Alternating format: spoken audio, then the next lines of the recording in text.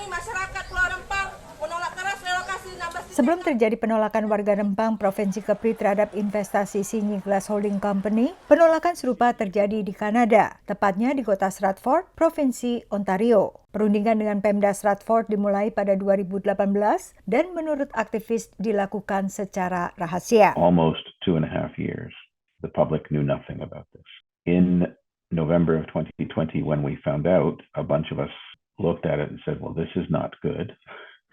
That it had been in secret for so long. And also it wasn't good that we were discovering, for example, that Sinyi intended to take an enormous amount of water. Begitu terungkap rencana Sinyi membangun pabrik di atas lahan pertanian seluas 70 hektar lebih, semakin banyak warga menolak pembangunan pabrik. We weren't specifically opposed to investment. What we were opposed to was the scope and size and scale and secrecy of this investment and environmental harms that it may bring to the city. It's certainly, Stratford is a town of only 32,000 people. Mike dan gerakan Get Concerned Stratford juga sempat mendapat tuduhan tak menyenangkan. The president of Sinyi Canada and their Canadian consultant wrote a very nasty letter to the editor of the local papers to suggest that we were opposed to this because we were racist and xenophobic.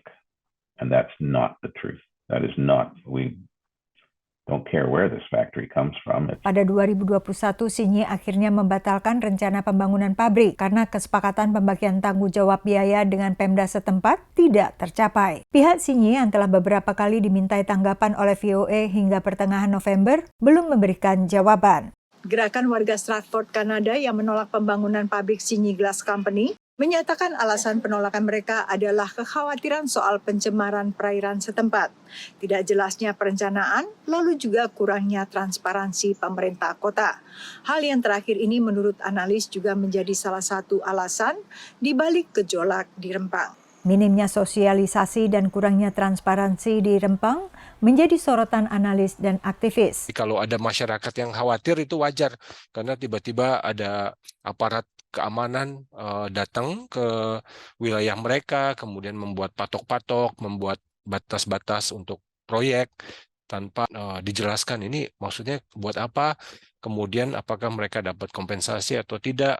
Lebih lanjut, Walhi menilai sebagai pulau kecil, Rempang lebih rentan terhadap pencemaran lingkungan akibat aktivitas pabrik. Secara ukuran dia di bawah 2.000 km gitu secara hitungan. Nah, secara ekologis, kerusakan yang terjadi di wilayah terestrial itu akan berdampak pada wilayah pesisir dan lautnya. Dari catatan di beberapa kawasan tempat beroperasinya, misalnya di Kanada yang mana dia juga ditolak ya. Sebagai perbandingan, nilai investasi pabrik Sinyi yang akhirnya ditolak di Kanada mencapai sekitar $400 juta, sementara di Rempang $11,5 miliar. Dari Alexandria, Virginia, Yuni Salim dan tim VOA. Before our land is destroyed.